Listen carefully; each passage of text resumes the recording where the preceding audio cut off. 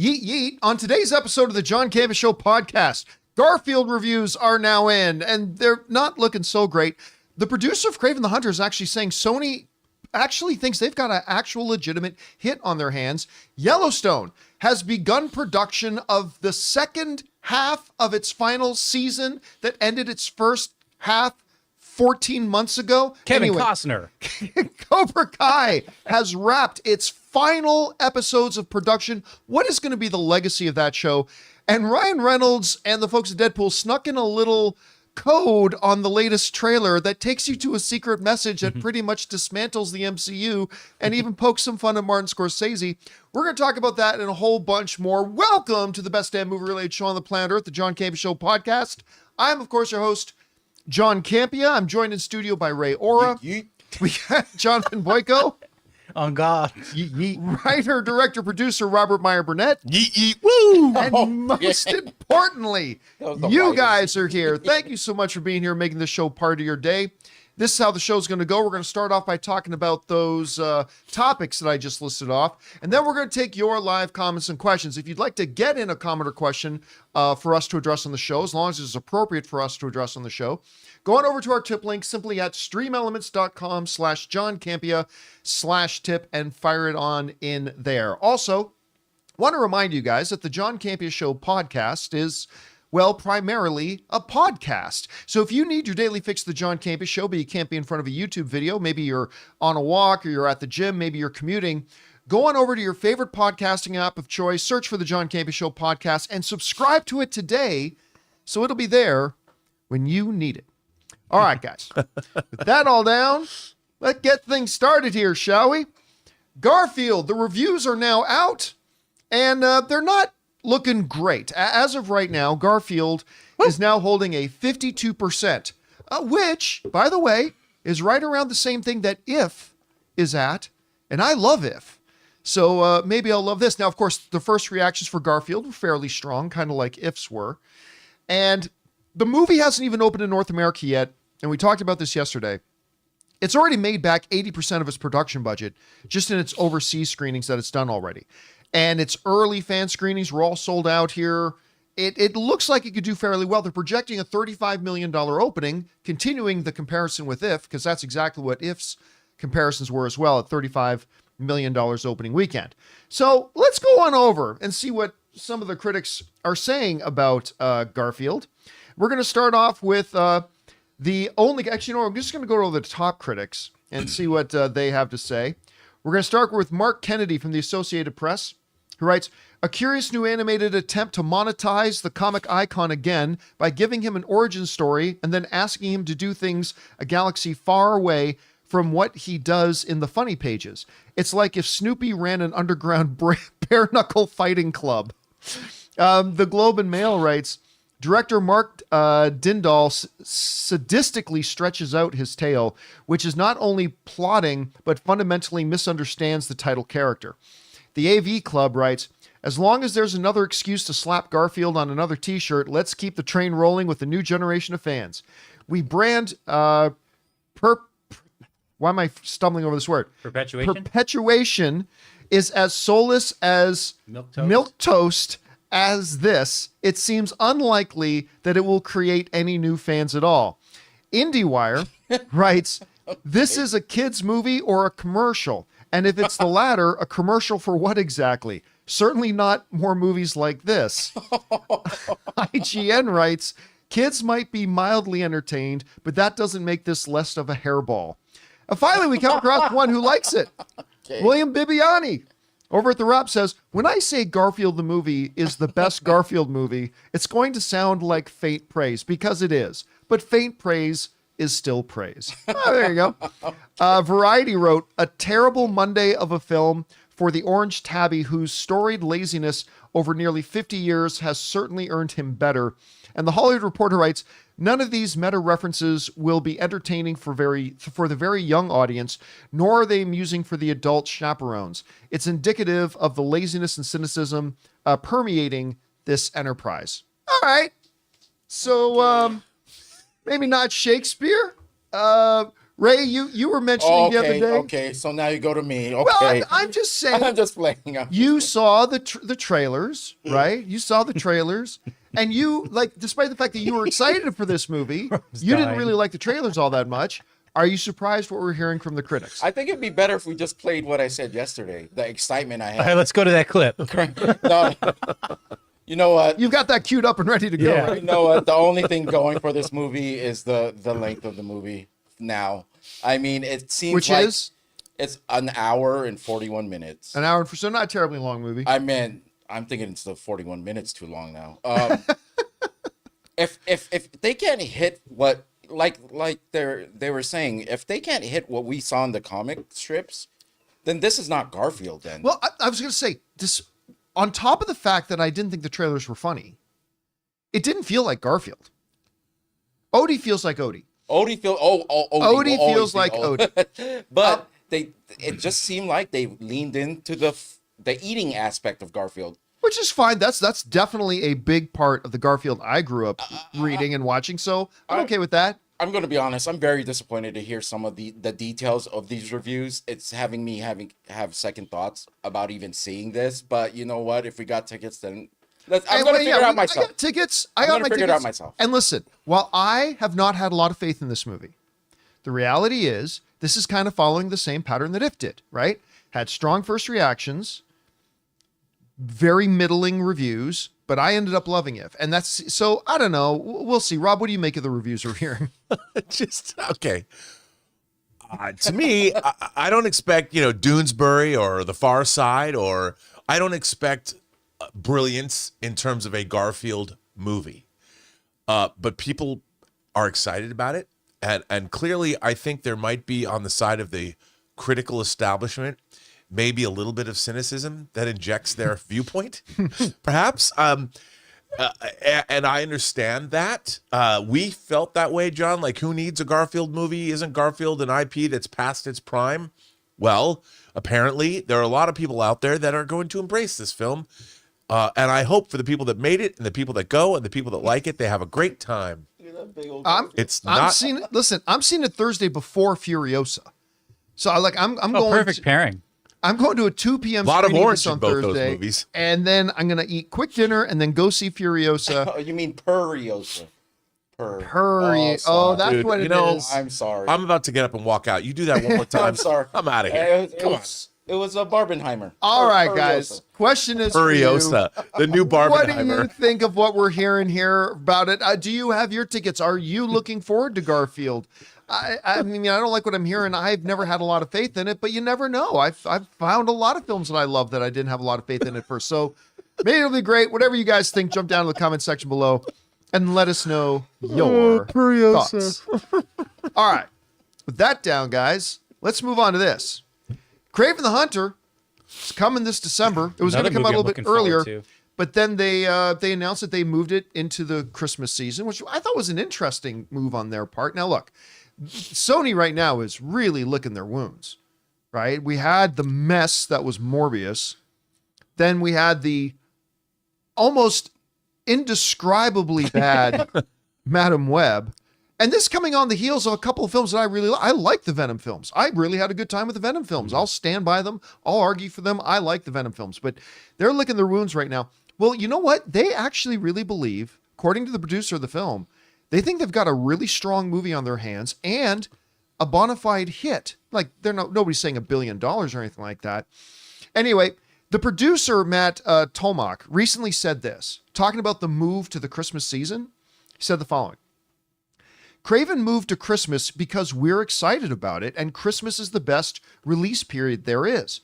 When you get people with time to go back to the movies over and over again, which is why Christmas is the biggest movie season of the year, that was a real reflection of how the studio feels about the movie. We're really excited, but that's a great move that reflects just the feeling about the movie. So now, according to them, it's like, look, there were several things that happened prior to Madam Web coming out, and we talked about it on the show, that screamed that Sony didn't have any belief in the film. Remember, we talked about it several times before the movie came out. It's like, I'm interested in this movie, but like Sony, and I said this several times, if you don't have any faith in this film, why should I? Right? They clearly showed they didn't believe in the movie. they're very vocal right now that they really believe in what they've got with Kraven. Now, I know a lot of people are snickering at that idea. I get it. Newsflash, studio says their movie is good. Okay, I get that. I do.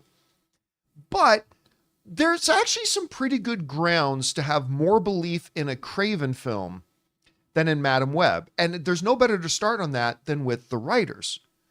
Where we go over, let's look at the track record of the writers. With Madam Web, we had the writers who gave us Morbius, Yes.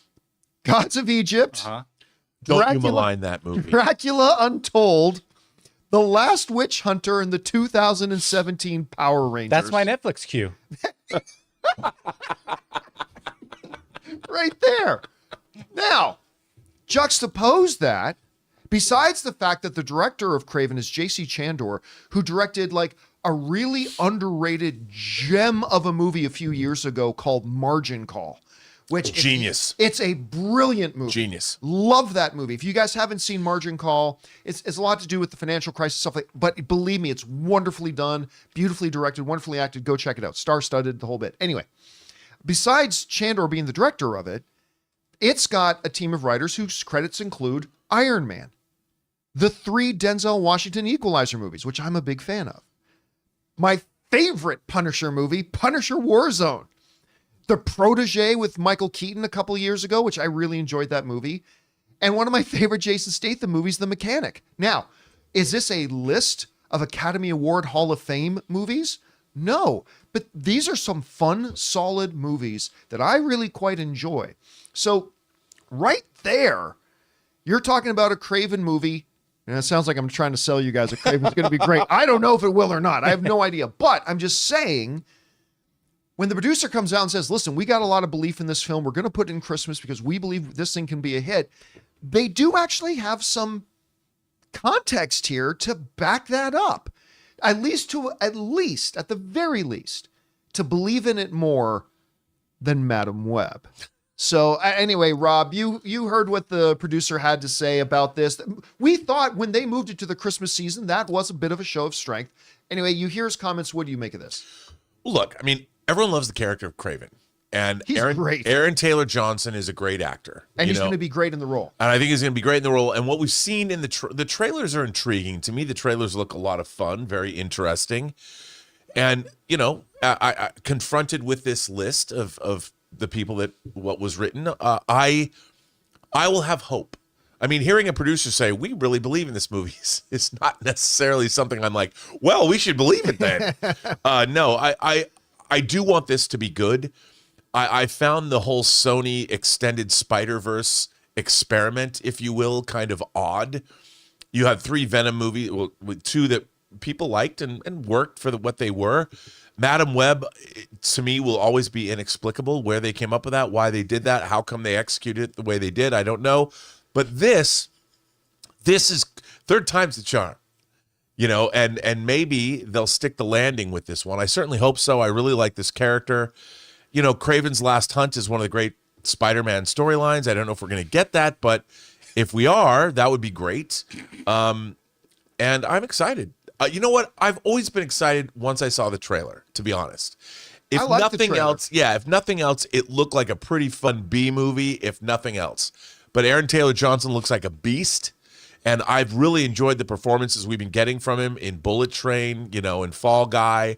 Bring him on. I still remember at CinemaCon. This was last year's CinemaCon. He came on screen and gave the whole, and by the way, it's effing rated R because of course it is. So it's going to be an R-rated thing and all this kind of stuff. So I'm held there. By the way, one of our YouTube channel members, Tor, just gifted 20 memberships. Wow. Out, Tor. Thank you so much, man. That's awesome. Tor is always dealing out the memberships to people in there. So yeah, listen, how will this movie be? I don't know. Sony has been, when it comes to the Spider-Verse, very hit and miss. Sometime Oscar-winning hit, like their Across the Spider-Verse stuff. $800 million hit in something like Venom. But then we've gotten Morbius and Madam Web. So I don't know. Guys, question is for you. What do you think of this? Whatever your thoughts are, jump down to the comment section below and let us know your thoughts. By the way, Mark W. also just gifted 5 channel memberships out. Thank you, Mark. I think it's rolling out here today. All right.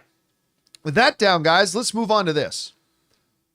Up in the upper echelon of the greatest shows out in the last couple of years, we've had things like House of the Dragon, Last of Us, Shogun, but also one of my favorite shows the last number of years has been Yellowstone.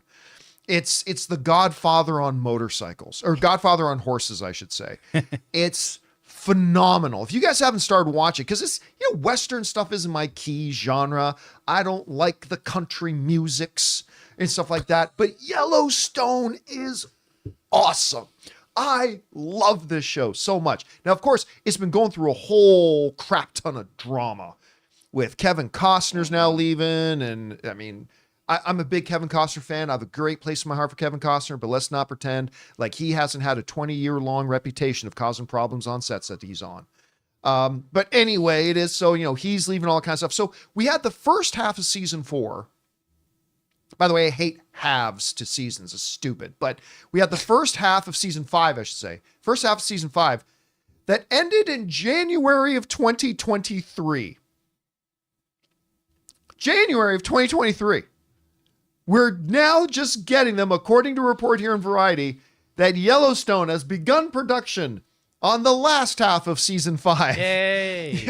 And it's coming out in November, which will be like over a year and a half from when the first half of the season Pushing 2 aired. And by the way, it's going to be the final episodes of Yellowstone. They wrote this.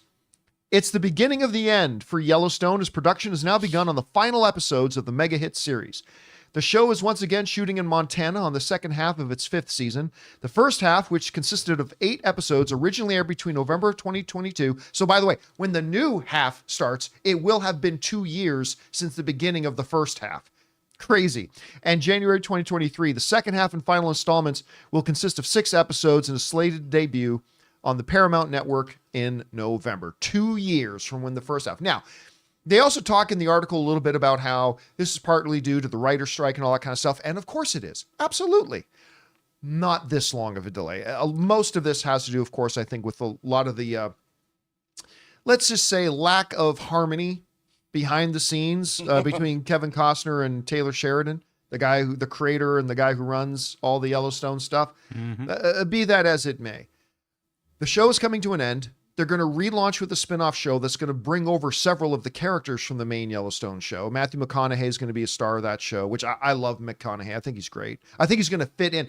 I think McConaughey is going to fit in very well in the Yellowstone world, personally.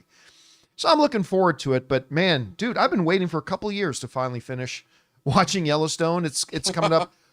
Rob, what do you think, even with all the spin-offs they've had, 1883, 1923, they're working on a 1944 right now. What's going to be the bigger legacy of Yellowstone? The smash hit or the kind of way that it's ending? I don't know. What do you think? Well, I mean, if it ends well, if these episodes are well written, well conceived, if they develop or deliver storylines that are satisfying, I think people won't mind how long it took to get them. And then, of course, the legacy of these shows, look at how we see shows now. I mean, shows now have a life after the time that they were on anyway. Yeah. Whether it's something like Suits, the 9 seasons of that, people go back and watch that.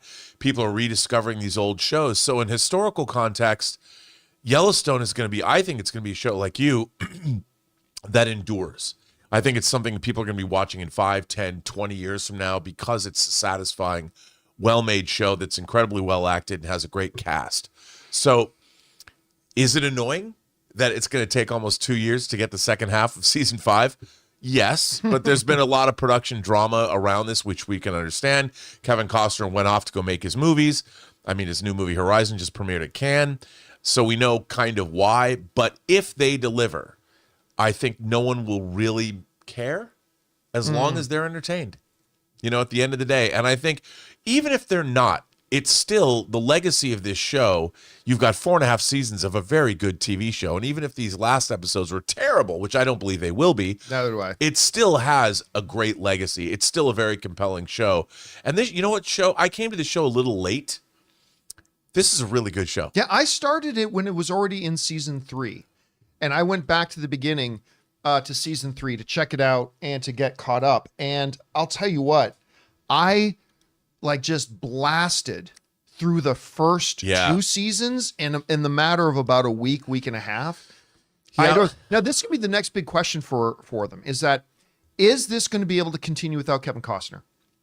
And I'm going to say yes, and I'll tell you why I think it can. Yellowstone and the legacy of Yellowstone can continue without Kevin Costner. And Kevin Costner has been great in this show. I love him. He should have gotten 1 or 2 Emmys for it, to be honest. But 1883, 1923, they've shown the Yellowstone brand doesn't need to have Kevin Costner there. And more importantly, I think the characters in this show are so strong. Like, Rip is one of my favorite characters on television. Costner's daughter on the show, Rip's wife on the show, also one of my favorite characters on television. The more conniving lawyer son, one of my favorite characters on television. I think there is so much there that I think there, and the hands that stay in the bunkhouse, whatever. Great collection of side characters. I just think there's enough here with the addition of some new fresh blood, including McConaughey and others. I do believe it can go on and succeed without him. If, as you would always say, Rob, if it's good. If it's good. So we'll see. Anyway, guys, question is for you. What do you think about this? They're finally getting around to finishing off Yellowstone in its final 6 episodes. It's bittersweet. I love that it's coming back. I'm kind of sad that the show's ending, but then it'll continue on. Can it continue on successfully? Whatever you guys think, jump down to the comment section below and let us know your thoughts. All right, guys, listen. We still got to talk about a couple things here, including another show. Cobra Kai has just finished shooting its final episodes. What is the legacy of this show? And Ryan Reynolds snuck in a little hidden message in the latest Deadpool trailer and said some pretty cool things. We're going to talk about that. But before we do, we're going to take a quick second to thank a couple of sponsors of today's episode of the John Campea Show podcast, our friends at Liquid IV and the Wellness Company. Guys, we want to thank the sponsor of today's video, Liquid IV. You know, it seems like summer's just designed to make us thirsty, whether it's camping, hiking, playing sports, and staying hydrated is the key to making the most of every moment. Because summer requires extraordinary hydration that's built for everyday dehydrating moments. Liquid IV hydrates you with benefits like electrolytes, essential vitamins, and clinically tested nutrients. With 3 times the electrolytes of the leading sports drink, plus 8 vitamins and nutrients in a single stick, it's clearly why Liquid IV is the #1 powdered hydration brand in America. It has 3 times the electrolytes of the leading sports drink. Just tear, pour, and live more. Just 1 stick plus 16 ounces of water hydrates better than water alone. With 8 vitamins and nutrients, non-GMO and free from gluten, dairy, and soy. There's no artificial colors or sweeteners, and it's got 4 delicious sugar-free flavors: white peach, green grape, raspberry melon, and lemon lime. So turn your ordinary water into extraordinary hydration with Liquid IV. Get 20% off your first order of Liquid IV when you go to liquidiv.com and use the code CAMPEA at checkout. That's 20% off your first order when you shop Better Hydration today using promo code CAMPEA at liquidiv.com. Guys, we want to thank a sponsor of today's video, The Wellness Company. Okay, so you wake up with a scratchy throat, congestion, runny nose, and cough. You know your body. You know you're getting sick. So your choices are tough it out, get sick, and take time off work, or hope the doctor can see you this month, or wait 2 hours at urgent care and sit in a room full of sick people, or open your medical emergency kit. Match your symptoms to the doctor-recommended prescription. Start on the right meds and nip this in the bud now. Your medical emergency kit is not a first aid kit. It comes with doctor-prescribed meds to treat over 39 medical issues. Strong antibiotics for infections of all types, strep throat, pneumonia, UTIs, bronchitis, and so much more. Plus, a doctor's easy guide so you'll know exactly what to take and when. There's no waiting to see the doctor, no waiting at the pharmacy. It's all in here. Every home should have at least one medical emergency kit. Order yours online in just minutes. Your kit will be rushed right to your door, and you can get 15% off at twc.health/Campea and use promo code Campea when you check out. That's promo code Campea at twc.health/Campea. And thank you to our friends at Liquid IV and the Wellness Company for sponsoring today's episode of the John Campea Show podcast. All right, guys, with that down, let's move on to this, shall we? Cobra Kai has filmed its final punch. The last wax on and wax off has now been shot. It's completed. And of course, the final season will be airing here in a couple of months. This coming to us from the folks over at Screen Rant, who wrote this: filming has wrapped on Cobra Kai Season 6, which is the final season, with co-creators Josh Hield sharing a heartfelt message, beginning as a YouTube scripted series and then moving on to Netflix, where it became an Emmy-nominated success for the streamer. Now, let me just put this out there. I am not a fan of Cobra Kai. I was very, very excited when it was announced because I thought the concept of it, picking up on the story of Karate Kid decades later with Johnny.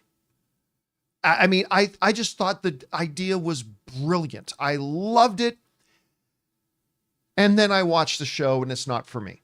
Now, my wife was also watching the show and she loved it. Her friend Kaori, she loved it. A lot of people, like Harloff, loves it. I mean, a lot of people love this show. But it's now ending its run and it's done. And whenever a show like this is nearing its end, I like to think a little bit about, we touched on this a little bit with Yellowstone, about what's the legacy of the show. Now, remember, I am somebody who doesn't really like the show. Not for me. But let me tell you something. This Cobra Kai has had one of the most unusual and wonderful journeys as a show. And I'm not talking about the story in the show. I'm talking about the show itself. It was conceived of as a continuation of an old 80s movie. Looking at it from a different perspective.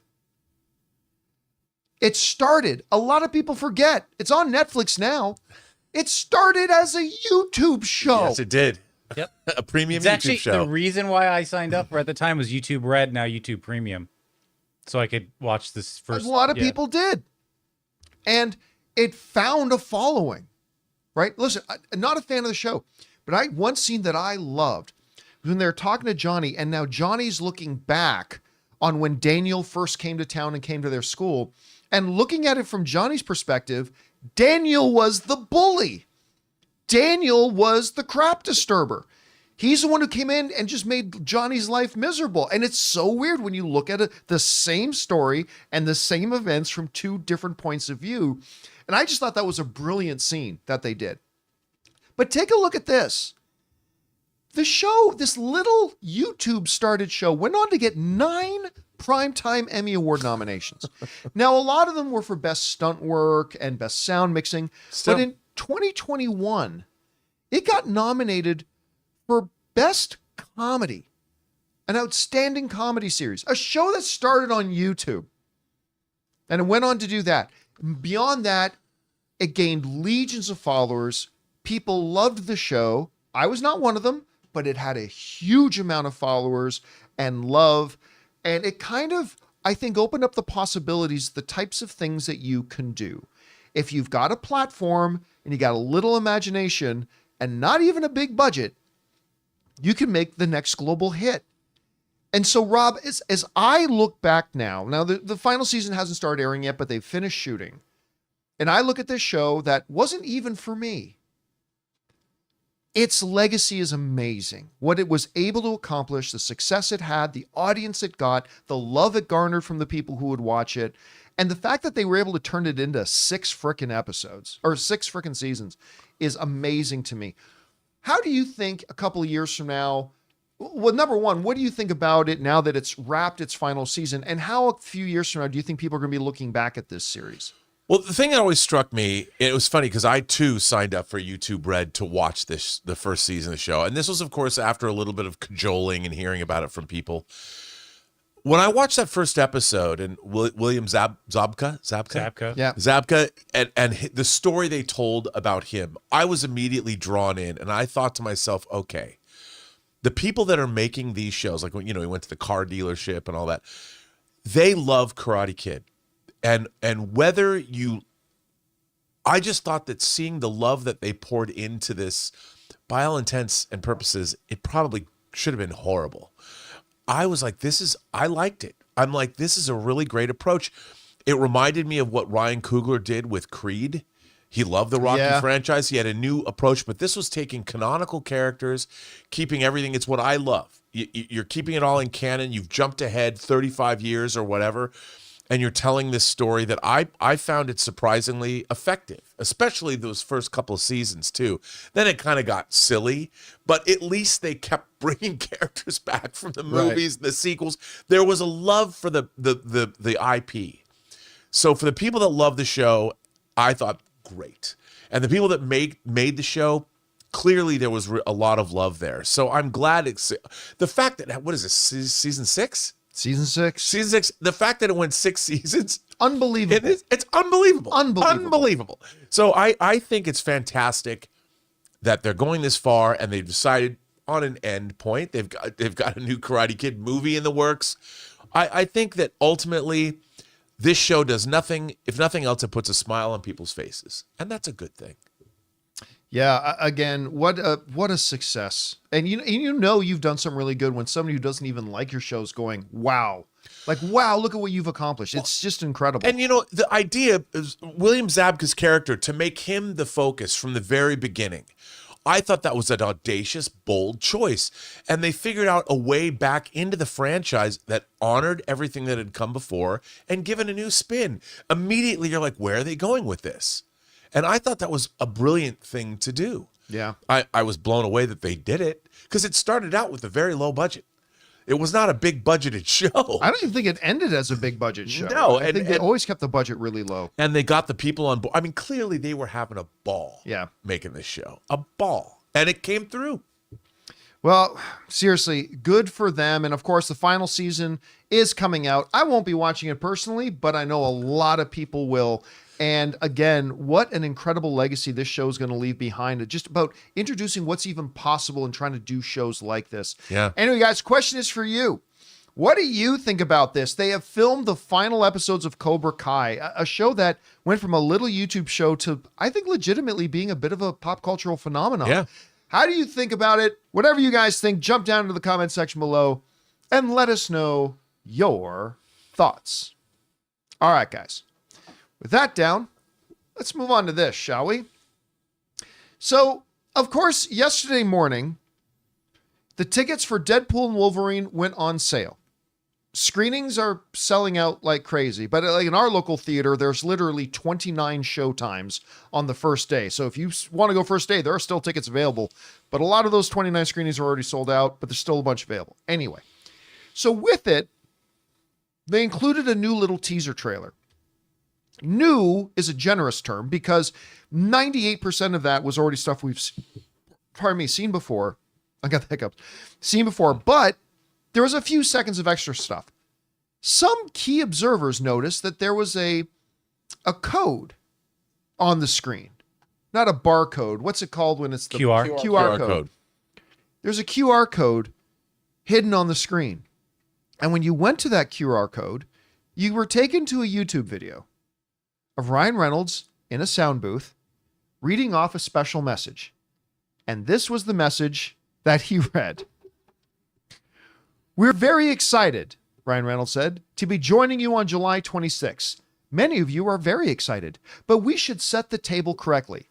This film is as paper thin as a sequel to Battlefield Earth. We're mostly going to beat each other senseless, make enemies with Disney, tell a few dick jokes, make a few jokes at my expense, make a lot of jokes at Hugh's expense, and completely misstep completely sidestep Marvel's mandated after credit sequence, which, if you haven't figured it out yet, is always just a commercial for another movie, which will invariably end with a commercial for yet another movie. So sit back, relax, let us lower your IQ and raise your heart rate while we travel to a vapid dreamland, a place where grown men and grown women walk around in tights, and act like it's not a giant cultural cry for help. And then he takes a little shot at Martin Scorsese by saying, "This is cinema." I love this. Now, when they first announced that they were doing Deadpool 3, a lot of people were like, how hard do you think Disney's going to let them go hard on Disney and stuff like that? We all thought, oh yeah, I think they will. They're clearly not holding back. And some of the footage they showed us at CinemaCon, oh yeah, they go hard at Disney. This Disney film allows Ryan Reynolds to go hard at Disney in some of the stuff that they showed us there. And by the way, there's a little thing in here. Let's bring this back up for a second. He says we completely sidestep Marvel's mandated after credit sequence. There is a bunch of outlets right now who are writing based on this, so I understand where they're getting it from, are writing, confirm there's no post-credit scene in Deadpool 3. Come on. I know, and I get it. They read that, so that's what they thought he was saying, right? But if you look at the wording, that is not what he's saying. He's saying, no, we sidestep Marvel's mandated post-credit scene. He didn't say there's no post-credit scene. So I just want to be careful. Like, any headline that you see saying that there's no post-credit scene, they're not trying to deceive you. I think they just read that and that's what they thought it was saying. But I think if you look at it, and by the way, maybe they're right and I'm wrong, but to me, it seems clear we sidestep Marvel's mandated post-credit scene. So I think there is still going to be a post-credit scene, maybe even a significant one, in Deadpool 3. So there's that. Going after them for their post-credit scenes, that these movies are ridiculous. Martin Scorsese's This Is Cinema. And by the way, did you see the Heineken commercial? Oh, yeah. Did you see it, Rob? No. I just finally saw it this morning. There's a Heineken commercial already out where it starts off with, you think it's a teaser trailer for Deadpool and Wolverine. Because they're in the woods scene. Right. Yeah, they're in the woods, and it starts with a shot of a tree and Deadpool's body flying into the tree, and the camera cuts to Wolverine, and Wolverine's going, wait a minute, you don't want to do this. And Wolverine goes, oh, believe me, I do. And then he tries to pop his claws, and you just hear, and he's like, what have you done? And Deadpool goes, I had to take your adamantium to make a gift. And he holds up a tray with 2 Heineken beer cans. And they sit down, and it's like, I think yesterday, Rob, you used the phrase, this is just beginning. Right, the marketing. The marketing tornado. The marketing tornado and tsunami that is going to come out of Deadpool and Wolverine. We've already had some teaser trailers. Yesterday was the real kickoff. And just in a day, we got the Heineken commercial. We got the secret hidden messages. And by the way, about the Scorsese thing, clearly this is in fun. Clearly, of course, Ryan Reynolds has great respect and admiration for Martin Scorsese. This is all in fun. So he's not attacking Martin Scorsese. But it's done, he's mocking him a little bit in fun. But I'll tell you what, I thought this was great. I think we are going to get avalanches of this kind of stuff coming at us, and I'm here for it. Because, Rob, the marketing campaigns for Deadpool 1 and Deadpool 2 were almost as entertaining as the movies themselves. Oh, yeah. So what did you think about the stuff we've seen? Dude, this is going to the next, like I said yesterday, it's only just beginning. This is already, I'd heard about the Heineken commercial, I hadn't seen it, but this is just, I mean, the thing about Ryan Reynolds is if he has proven nothing, he's a master of marketing. Yeah. I mean, his entrepreneurial spirit, obviously, but the fact that this kind of marketing, like he could go to any product in the world. You know what? I wouldn't be surprised if there's going to be a Tesla commercial. After everything that's going on, it would not surprise me to see Deadpool and Wolverine riding around in a Cybertruck with Elon Musk. I would not. I mean, they're going deep, they're going hard, they're going large for this. Except they've recalled all the Cybertrucks. That's right. That's what I mean. It's going to be hilarious, and I think that it's going to be something like we've never seen before. And you say it's as entertaining as the movie.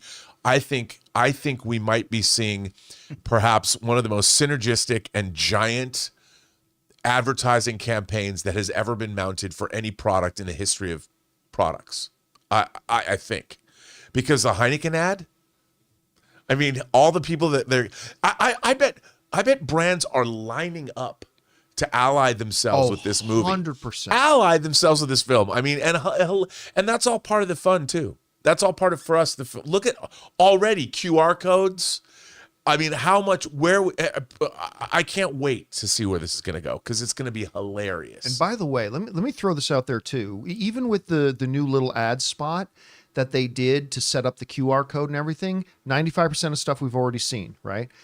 One of the things that Sean Levy and Kevin Feige said at CinemaCon when they were coming out, and they were like, look, we put together some footage for you guys to see. I think it was, what was it, Ray, like 7 minutes? Yeah. Something like that.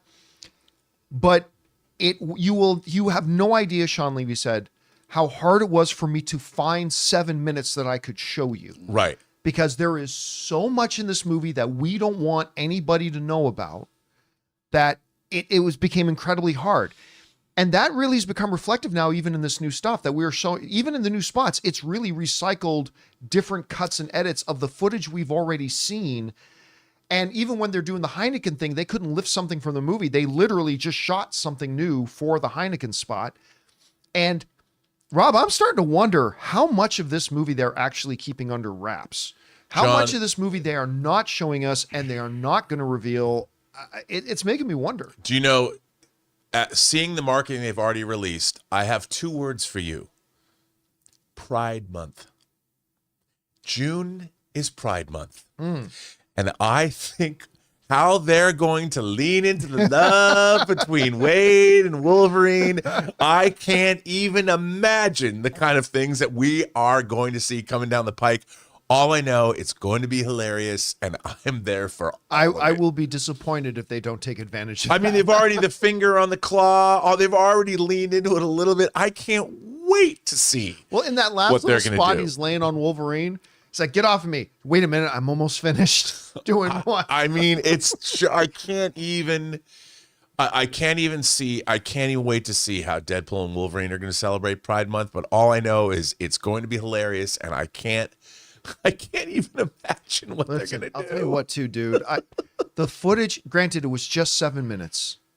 The footage they showed us at CinemaCon, it was all from the very first act of the movie. You could just instantly tell that, right? It's all from the setup, so nothing was spoiled for us. But it's like stuff showing us Wade, he's now working as a used car salesman. He's working at a used car lot and all this kind of stuff. And his mustached guy from X-Force is there too. Anyway, any worries I had, and I had very few worries, but any remaining lingering worries I had about, are they really going to be able to capture the spirit of Deadpool 1 and Deadpool 2? Gone. Those worries are gone. They crush it. And the extended scene they showed us of, Deadpool at the TVA looking at the monitor with the Avengers, the extension of that was absolutely phenomenal. When he says, fuck you, Fox, I'm going to Disneyland. It's just it just captures it all so great and so well. And I can't wait to see even more of this stuff. I don't care. I'm really stoked. And I think we're going to get more of these little hidden messages as well. This is, like I said, this is just the beginning. The tsunami. You know what I feel like? I feel like it's a tsunami coming in, and you know how the water goes out on the beach? Yes, and when as the wave is sucking the water. The water's going out right now. Yep. And the tsunami's out there. And the impossible is happening. And then it's going to be, okay, so how good will this movie be? Here's the thing. I've said this before. I will say it again. I am not expecting Deadpool and Wolverine to be the greatest comic book movie ever made. Right. I'm not even expecting it to be in the top 5 or top 10, to be honest with you. That's fine. I'm just really looking forward to a really good, very funny Deadpool movie. You just give me a really good, really funny Deadpool movie, because we have not been getting a lot recently, save Guardians of the Galaxy 3, 1 or 2 other ones. We've not been getting a lot of experiences of going to comic book movies and coming out super happy. It doesn't happen a lot. And I think the general movie-going audience is hungry for that experience again. I think people are excited to get out there and to have a good time again, because we've been getting so much mediocrity lately but like obviously from DC, but a lot from Marvel as well, both on the movie and on the television front. And I think there's a real hunger. People want, it's not comic book movie fatigue. I've been telling everybody this all the time. It's not comic book movie fatigue. It's mediocre movie fatigue. And that's why when we got Deadpool coming and it looks great, look at the hunger people have. Look at the hunger people have. Look at the ticket sales already. The movie's still 2 months away. People are hungry. They want to have a great comic book movie experience. Hopefully this will be the one to deliver. Doesn't have to win any Oscars. It just needs to be good and solid. Look, I agree with you. I want to see, obviously they're biting off a lot. And I hope within the context of the story and within the context of Deadpool and Wolverine meeting that we do get a satisfying, because here's the thing. The last time we saw Wolverine was in Logan, which is clearly one of the best comic book movies. In my opinion, top 3 of all time. Ever. And the first 2 Deadpool films have been wildly entertaining and I think very successful in terms of what they are. I hope that both characters and both legacies are honored here. And I don't want to see a movie that you can't take seriously. I don't want to see something that's a complete goof from beginning to end. I hope that this film, like you said, if it's a great Deadpool movie, but more important, has a great story. Yeah. And they tell the story well. That's what I want. I also want it to be hilarious, and I want it to be like, oh my God, that was so much fun. I can't wait to see it again. That's all I want, just like you said. It doesn't have to be. Ann and I already bought, we've got our 3 o'clock tickets and 6:15 tickets. Well, So I've got my 8 a.m. ticket, so just so you guys. Well, that's on Sunday though. Yeah, 8 a.m. at Sunday, baby. 8 a.m. Where all Sunday the partiers go. Where of course Jonathan's going to go to that and then roll right into church right after Deadpool. Yeah, to cleanse your soul. To cleanse your soul. Listen, I'll tell you what. Deadpool will cleanse our soul. He is Marvel Jesus. He is Marvel Jesus. He is Marvel Jesus, and he's coming to cleanse the baptize world. everybody. I cannot wait. This is going to be so good. Anyway, guys, question is for you. What did you think about the little hidden message? And now we've gotten the marketing stuff has happened, the Heineken commercial, all that kind of stuff. What are your expectation levels for the movie? I'm not expecting it to be the greatest comic book movie of all time. I'm just expecting a good time, and I can't wait to have it. Whatever you guys think, jump down to the comment section below and let us know your thoughts. All right, guys. With that down, it's time for us to move on to the most important part of our show, which is taking your comments and questions. Now, before we do, though, we're going to take a quick second to thank another sponsor of today's episode of the John Campea Show, our friends at Cuts Clothing. Guys, we want to take a second to thank a sponsor of today's video, Cuts Clothing. Let's be real. Most guys would wear a t-shirt every day of their lives if we could. The problem is that most t-shirts are not acceptable to wear at work or out on a hot date. Today's sponsor, Cuts, has finally changed that. Cuts t-shirts are such high quality, wrinkle-free, and so buttery soft that you can look like you're dressing up even when you're dressing down. Yeah, you heard that right. They are wrinkle-free. And for a limited time, you can save money while redefining the dress code by heading to cutsclothing.com and use the code Campea for 20% off. Guys, you know me, when it comes to clothing, my number one priority is comfort, and I could not believe just how comfortable my Cuts shirt was. It was light, it breathed, it felt like $1 million, and it made me feel like I looked like $1 million too. And the best part? Cuts Clothing is built to last. Their durable construction means you'll be enjoying your favorite shirts and pants for years to come, making them a smart investment for your wardrobe. So guys, for a limited time, our listeners get 20% off your entire order when you use the code Campea at checkout. That's 20% off your order at cutsclothing.com with the promo code Campea. Please support our show by telling them that the John Campea Show sent you. Experience the perfect blend of style and comfort with Cuts Clothing. And thank you to our friends at Cuts Clothing for sponsoring today's episode of the John Campea Show podcast. All right, guys, with that down, let's get on to your questions here, shall we? Jonathan, what we got up first? Bry Guy gives us a suggestion. Beavis and Butthead do South Park. What does that mean?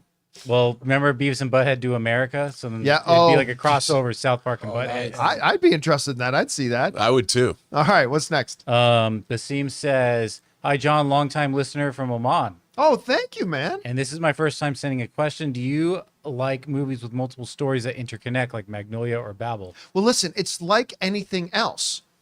You can do that. I've seen movies that do that aren't good movies. And I've seen them that do that, like Babel, that are good movies. So there has been a bit of a trend where it's like they tell 3 different stories, and then at some point those stories interconnect. It is a fine mechanism But like Rob would always say, as long as you've got a good underlying story. So when I see that a movie has interconnecting stories, like 3 separate stories or 4 separate stories that at some point will interconnect, I don't believe, well, that means it's going to be good or that means it's going to be bad. It's just a mechanism that they're using. So yeah, when the movies are good, I like them. When the movies aren't, they don't. But the mechanism itself doesn't determine that. It's about how well do you tell its story. All right, what's next? Okay, Psycho says, hey, John, as I mentioned in Open Mic, Pantheon is like this sci-fi animated series about the AI race and what it means to be human through the lens of this little girl who just lost her father. I find it's more relevant today. It's on AMC Plus short now. By the way, where can you watch AMC Plus? It's its own streaming service. I don't have AMC Plus. People keep telling me about the show. I watched the trailer; it looks amazing, and now there's a season 2 or something, and I'm dying to see this thing. Because it also AMC Plus is also where Interview with the Vampire is, right? Yep. Yeah. And Ant's been wanting to watch that series. I'm hearing a lot of people say good things about it, but I don't have AMC Plus, so I don't know where to get it. And then the first season was going to be on Amazon, I think, or it's going to something at, I don't know, but yeah. All right, what's next? Cannon says, I don't know your thoughts on X-Men 97, but I loved it. I love how it presents coexistence as an almost impossible philosophical question that I couldn't answer. What would you do if you woke up as a mutant in this world? Would you hide it, join the fight, advocate? Yeah, I'd be more of a Charles Xavier guy. More of a advocate, show the world, demonstrate that this can happen and this can work. And there will be headwinds that will make it look like Magneto is right. There will be challenges that do that. By the way, Magneto's my all-time favorite comic book character. So to me, Magneto's always right. But I mean, there would be headwinds and challenges. But yeah, listen, I love the way X-Men has always been an allegory for that. I'm right from the beginning. It's been an allegory for that. So it would be a very interesting, that's why, and that very foundational allegory is why I've always wondered how you're just going to suddenly drop X-Men into the MCU. Right. And why I've always kind of thought maybe they should be 2 separate universes. But yeah, I would be an advocate, I would say. All right, what's next? Cody Hunt says, speaking to a question yesterday about actors having a great year, McConaughey had a reconnaissance. Hell of a stretch in 2013 to 14, Dallas Buyers Club, Wolf of Wall Street, Interstellar, True Detective. The man was on top of the world during that time. Yeah, he was. Dallas Buyers Club really kicked off the reconnaissance, in which he won the Academy Award that year. Jared Leto was in that as well. That's the one Jared Leto won his Academy Award as well. Best Supporting. Both of them for Best Lead and Best Supporting Actor. True Detective. And yeah, that was a remarkable, 22 months, 23 months, 24 months. It was a crazy, crazy stretch for McConaughey. All right, what's next? Anonymous says, hi, John and crew. This past weekend was the first time I actually got to use my 3 passes for AMC A-List. Excuse me, in the same week. Thursday, I got to listen to Billie Eilish's new album. I saw that they were doing a listening party thing on a Dolby screen. Later, I watched If on Friday, and I watched The Fall Guy. Oh, wow. That's a nice doubleheader there. By the way, love that. I'm not a huge Billie Eilish fan, but I heard some early reviews of her new album. People are saying it's like a phenomenal album. So I haven't heard it yet myself. Her new song Lunch pretty much encapsulates the way I felt since I was 13. Well, now I got to go listen to the song to find out how you felt since you were 13. You'll understand when you hear it. But Hasn't changed a bit. Seriously, listen, the AMC A-List. Look, I crap on AMC a lot. Admittedly, I do. They are still my movie theater of choice. And the AMC A-List program is the best value proposition to movie fans anywhere.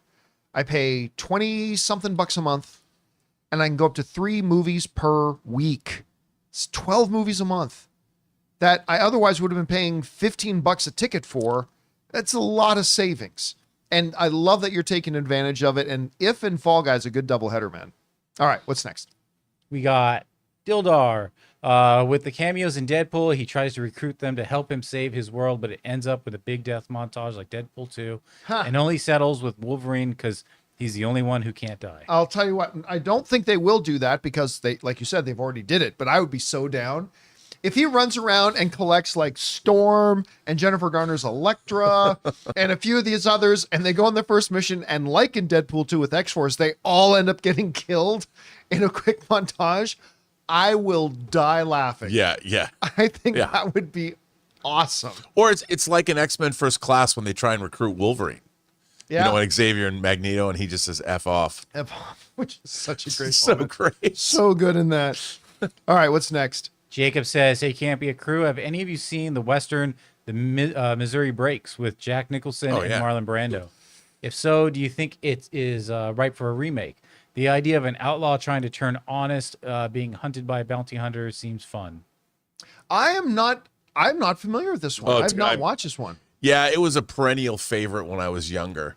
My dad loved that movie. It is a great story. You could totally remake that. I mean, and make it more comedic. It was pretty comedic already, but if you got the right people to star in it. I mean, I'm not saying Chris Pratt should be in it, but you know, if you got the right people to star in it, you could that'd be a great remake. There have been a couple of old Western remakes that have really, really worked for me. John Wayne's True Grit. Yeah. I thought the remake was better than the original. With Haley Steinfeld and Jeff Bridges. 3:10 to Yuma, I thought was brilliant. Other than Unforgiven, 3:10 to Yuma might be my favorite like Western that's come out in the last 20 something years. Again, and the Magnificent Seven was fun. I like Antoine Fuqua's Magnificent Seven. Yeah. I liked Antoine Fuqua's Magnificent Seven, by the way. I don't think it was better than the original, but I thought it was really good too. So there is a track record of success with taking old Westerns and remaking them. All right, what's next? We got Anonymous who says, "How would you react, and how do you think most of the audience would react if they decided to cast a white actor as Blade? I don't see anything that says the character has to be black."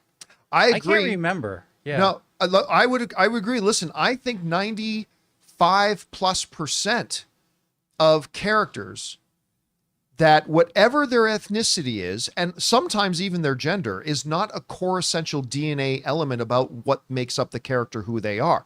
The reason why I would push back against changing the ethnicity of Blade isn't because I think Blade being black is essential to the character. I don't think it is. The problem is there are so few black characters being given a platform and a stage that to then take one of the few that already exist away seems short-sighted. So I agree. I don't think being black for Blade is an essential core part of who he is. But there are so few characters that there are available for that I think it would be a mistake to take that away. But that's just me. It's part of why he's cool. And listen, when it's Wesley, I know. I mean, it's like you can't get cooler than Wesley. It's like when he was in Passenger 57. You ever play roulette? Always bet on black. And when you see him show up as Blade, I mean, one of my favorite intros of any character in any movie ever is into First Blade. When he shows up in the Blood Rave. Yep. And the way it's shot, I mean, it's almost borderline hilarious, but it's so cool. And then and the way he kills everyone, it's awesome. He kills Tracy Lords. It's awesome. All right, what's next? Why would anybody kill Tracy Lords? We got Jason who says, "Hey, John, not that this would happen, but would love to see an HBO biography miniseries about Nirvana with Joe Anderson playing Kurt Cobain with a shot in 16 mil film, so it has that grunge film look." You could always add that. I mean, sure, I guess. I mean, look, if I'm going to watch a documentary, I want it shot properly. I don't need a gimmick of, shot from, because then you could say that about any documentary about somebody from that era or something like that. I'll be honest with you. I am not one who is enamored with the story of Kurt Cobain or Nirvana. They got some great music. They absolutely had some great music. But there's not a lot of musicians I'd be interested in their biographies. And that's just one for me. I don't know. What do you think about that one? Well, I mean, I'm, living up in that area at the time, being from Seattle. Well, yeah, that would be really important. I mean, I was there at the time. They played my college. They played the Evergreen State College at the time. I think the grunge, here's what people don't understand about a lot of what was the mystique of grunge rock was just the mystique of living in the Pacific Northwest. I mean, Aberdeen was this coastal community, and I don't know, like, I don't think it's not like the Ring of Power or Mordor or Sauron was involved or something. It's, But maybe it was an interesting time. I think the whole idea of the grunge rock movement is interesting, and I'm a big fan of like Cameron Crowe's Singles, which kind of delved into that. It really did a good job of capturing Seattle in 1990. But I'd watch it, but I don't know how compelling it would necessarily be. You know if they did it, I got your Kurt Cobain. Chris Pratt. There you Chris go. Pratt is Kurt Cobain. Boom. Settled. Make it happen. There was that documentary about Kurt called Montage of Heck. Yeah. That delves into it. And the thing is 16 millimeter. I mean, what about like the MTV Unplugged that's beautifully photographed, shot on video, but I don't think you necessarily, maybe the early years, but. All right. What's next? We got Jason T. Saw Kingdom of the Apes on Screen X. Great movie, one of the best of the year. Screen X was a fun experience. Possible sequel titles: Empire of the Planet of the Apes, Reign of the Planet of the Apes, Rule of the Planet of the Apes. Well, let's not be giving a title to a movie that we don't know anything about the story. Like the actual Dawn and Rise of the Planet of the Apes were clearly in the wrong order of titles. But I mean, Kingdom, when you watch the movie and you saw what Proximus was doing and what he was trying to establish, Kingdom of the Planet of the Apes actually made sense for the movie. So I wouldn't want to be trying to giving a title to the next one until we know what the actual story is. That being said, you know what? The more I think about it, the more I liked Kingdom of the Planet of the Apes. I just thought it was not just a good follow-up for the other Planet of the Apes movies, but a good movie on its own. Agreed. That I really enjoyed. So, yeah. All right. What's next? Juliana Goodwin says, we know you hate Disneyland, but would you ever visit Disney Paris, Shanghai, or Hong Kong? 2 of the 3 are cheaper than Disneyland and World. Yeah, maybe. I mean, I told Ann I'd go to Disney World with her if we ever get down to Florida. I mean, listen, I'm sorry, but Disneyland is a giant, huge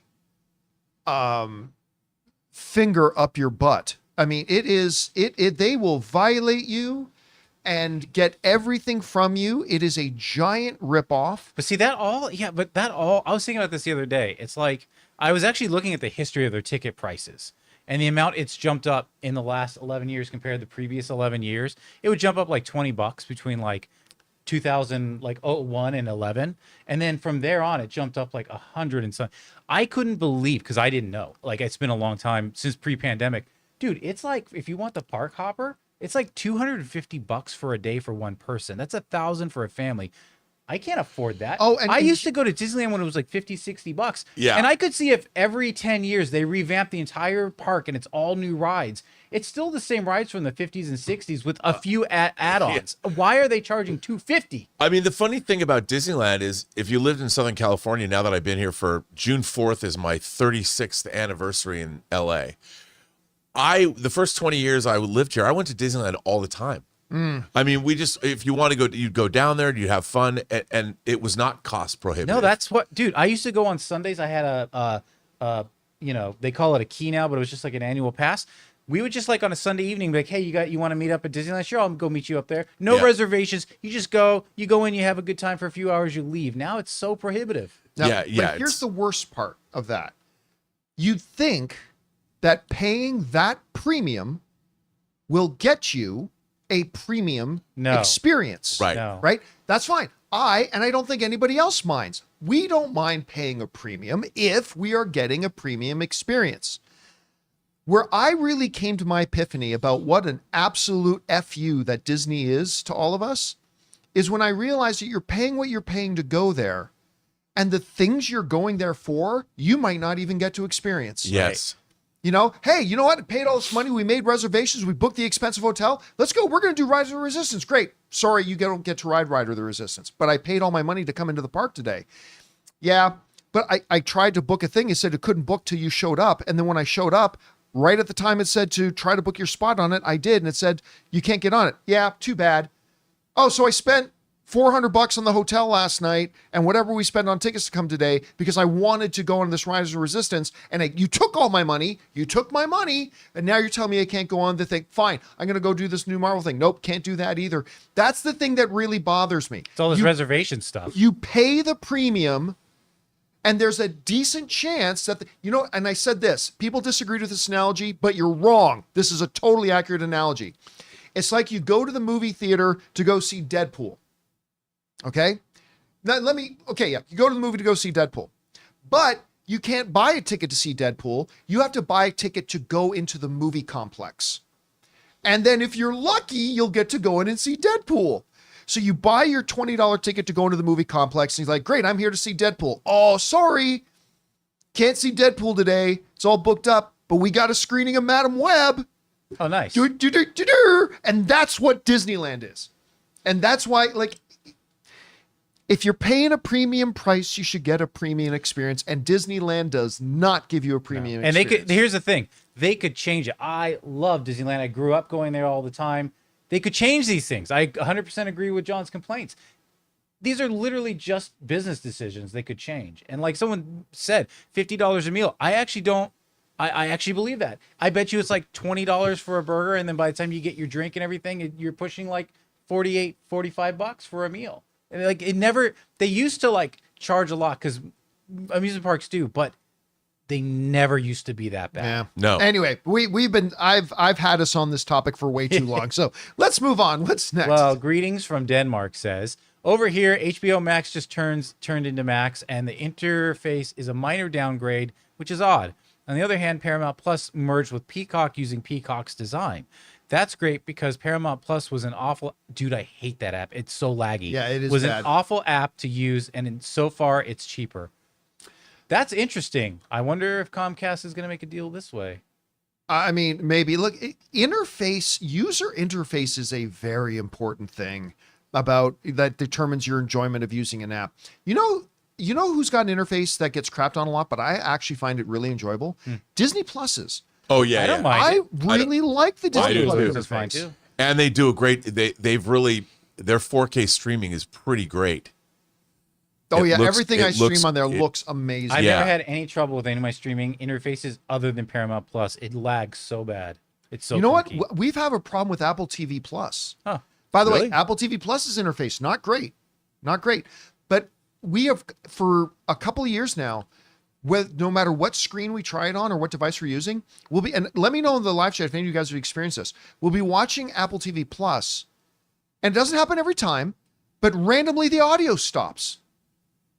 Just randomly, the audio goes out. Huh. And then we literally have to go out of the app and then relaunch the app, and then it'll be fine. But I don't know why. It only happens on the Apple TV Plus app for us. Don't know why.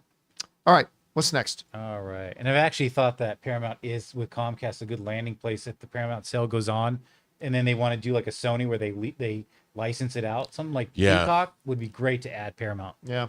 Meeker says, we had a baby in April. Congratulations. Congrats. And I've tried to catch up on Sugar before it was spoiled.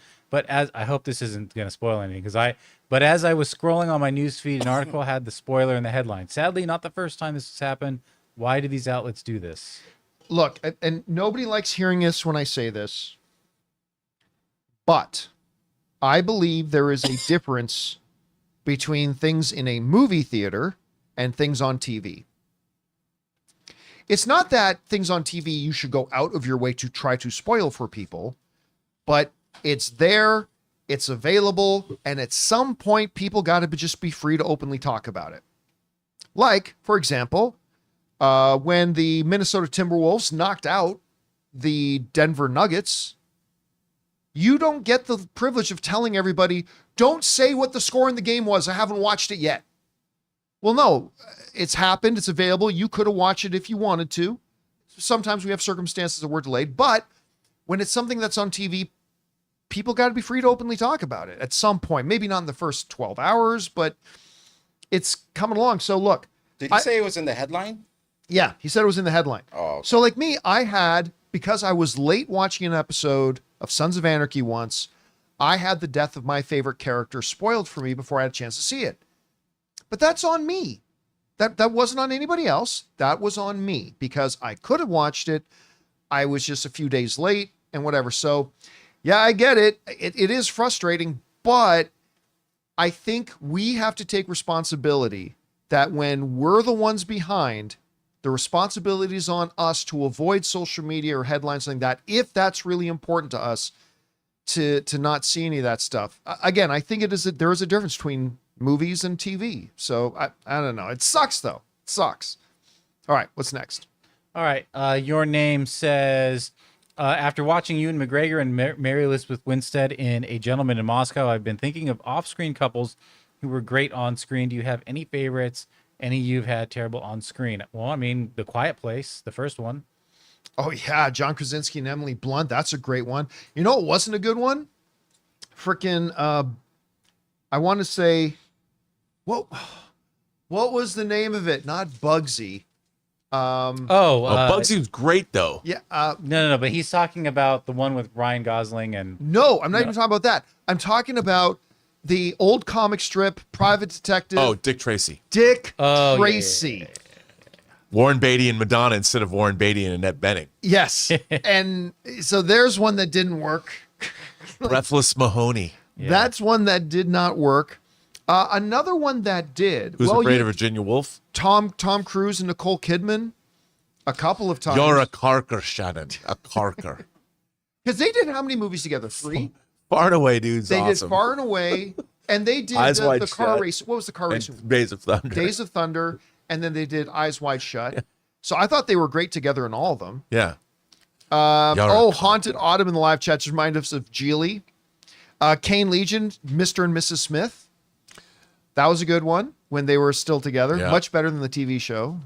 It's happened. It's happened a number of times. All right, what's next? We got Obi Amin Kenobi. Hey, John and crew, I really enjoyed watching your show. I enjoy watching your show. Thank you. It's been a part of my day since I discovered it about 18 months ago. You've already done a segment about candidates for Joker in the new DCU, but what about your candidates for Batman Bruce Wayne? I believe we did. I think we did. I think we did.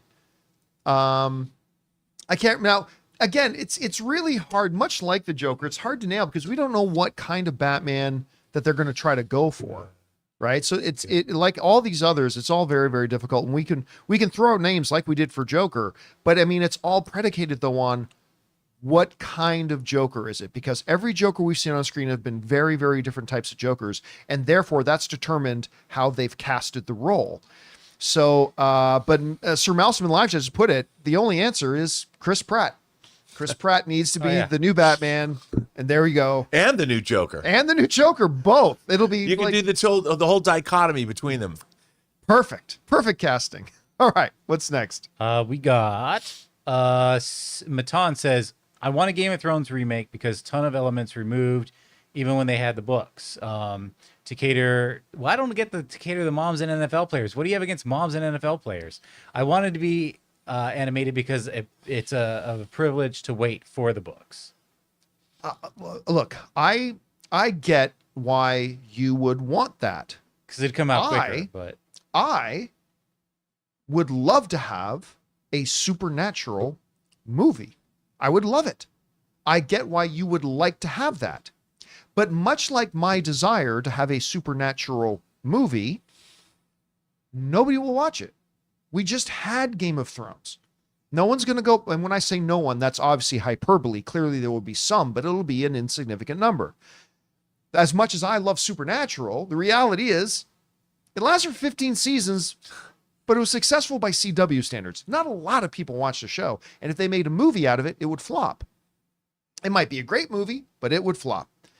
And so, I just don't think anybody would care or want to watch it. My thing with that is that everyone knows, like, my favorite movie is The Martian. I read that book before the movie twice. That book hooked me in with all the calculations and everything he had to go through.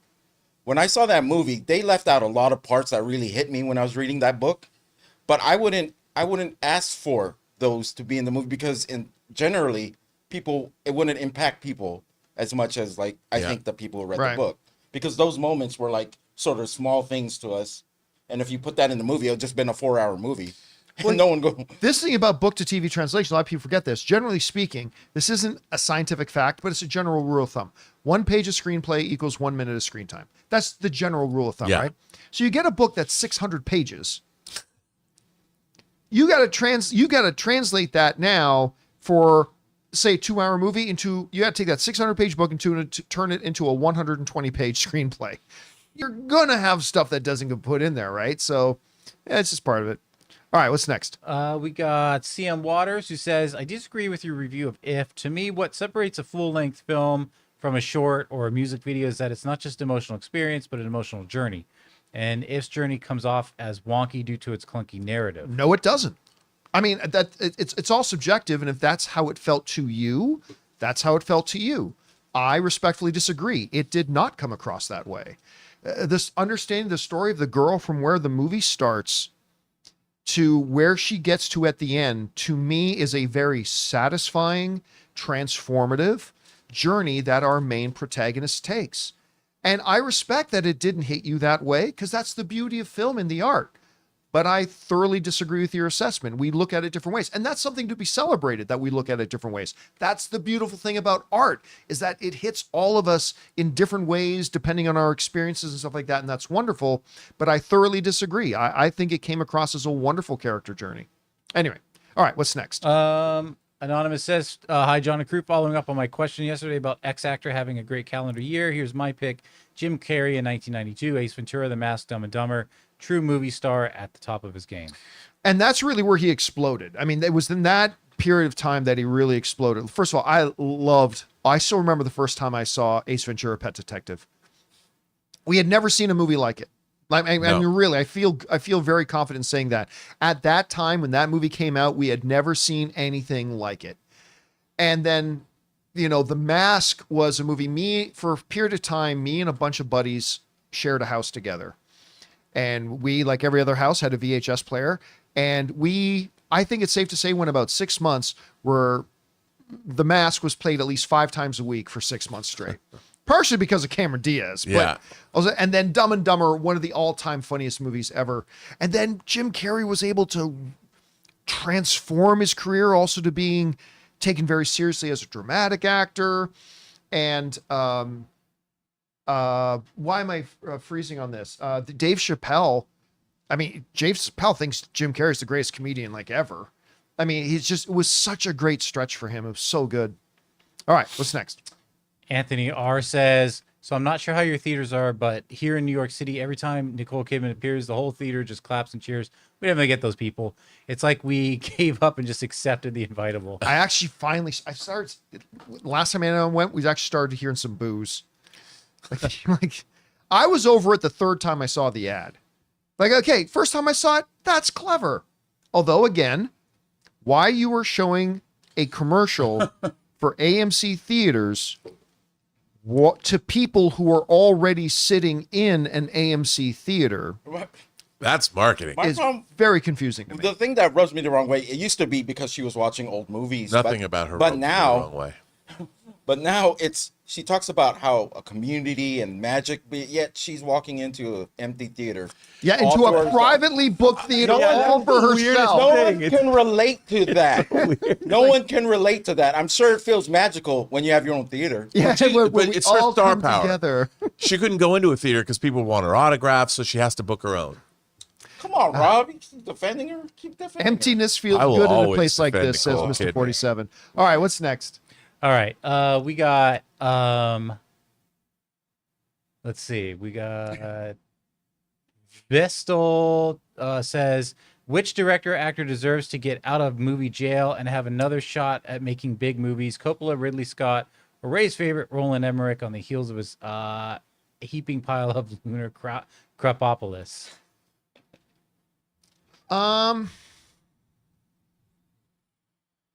I don't know.